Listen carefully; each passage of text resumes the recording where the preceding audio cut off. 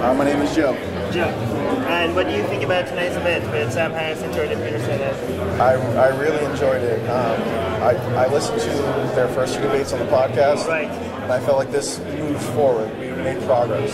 Right. A lot of people were frustrated with those discussions. They think they got stuck into definitions, but do you think this moved beyond those initial discussions that they had? Yeah. Not only I think they learned from their last debates, but also having met in person, right, making that connection, and also having Bret moderate, yes, really pushed it along where it could have got bogged down in it. It took that next step when everybody's like, oh no, where's this going to go? Right. So you think actually the meeting face-to-face in person had an effect on this? Like, you see that? Absolutely, because when you meet face-to-face, it adds that extra element where you can connect. Right. And that's very important when you're talking about these really complicated issues. Right, because initially the two debates that they had before was on their podcast. So this is the first night they ever had a debate face-to-face with each other. Just letting you know that for a single yes. Yeah. So, was there anything that you think that, do you think Sam made better points or Jordan made better points, or was it good from both sides? I actually, during the middle of the debate, I found myself really hearing what Sam was saying. Right.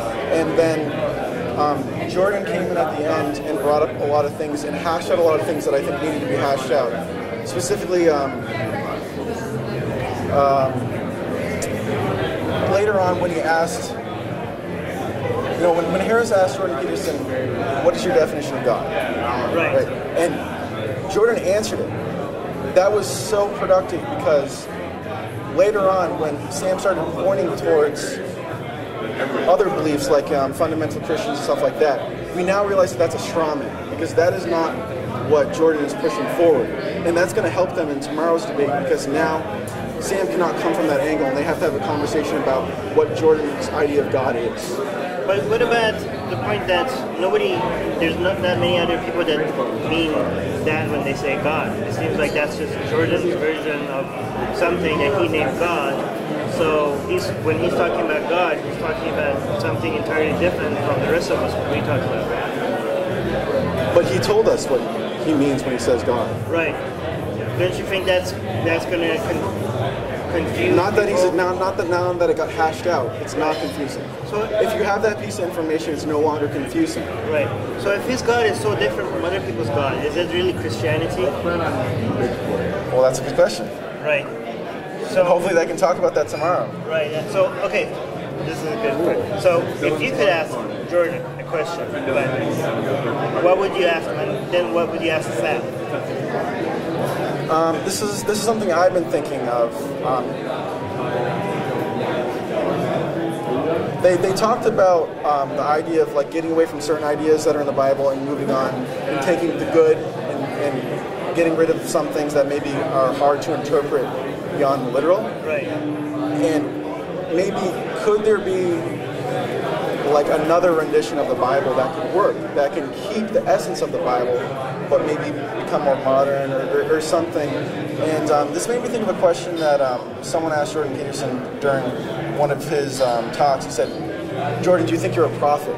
And he said no, he didn't think he was a prophet. But that's a really interesting question because it's like, what if somebody came that could reinterpret the ideas, which Jordan's kind of doing. He's looking at it in a way that I haven't heard anywhere else. Right, but when he's doing that, what do you think he's using to figure out the good parts and the bad parts, right? Whatever he's using, why not just use that and just get rid of the Bible? Just use whatever tools he's using to decide what's good and what's bad. Why not just do that? Because but Sam wants to work off of like objective truths and everything, but science is so limited. There's so many questions that science cannot answer, and we need to fill that gap. And I think that's what Jordan's trying to tackle, and that's what religion tries to tackle. Right. It tries to fill that gap. So there's always going to be a void there that needs to be filled by something, which is what I believe Jordan's first book is about. Right. So whatever that void is, it doesn't seem to be the Bible, because if you're picking and choosing, that means you're using something else to decide what's good and what's bad, right? So if it's not science and if it's not the Bible, whatever that thing is, just give us that. Why do we have to get stuck with the Bible?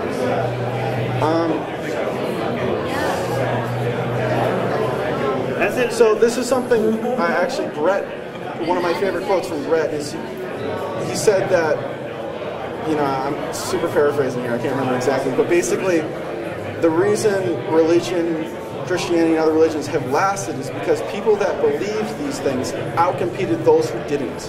Right. So there is something in there. Well, what if you say there are tribes that have competed other tribes, right? But that doesn't mean what's good for the tribe is not always good for the individual. Correct, but right. And that's why we're doing these debates and competition. Right. Let the greatest belief system win. Yeah. All right. Well, that was good. That's the What was your name again? My name is Joe. Nice. That was good.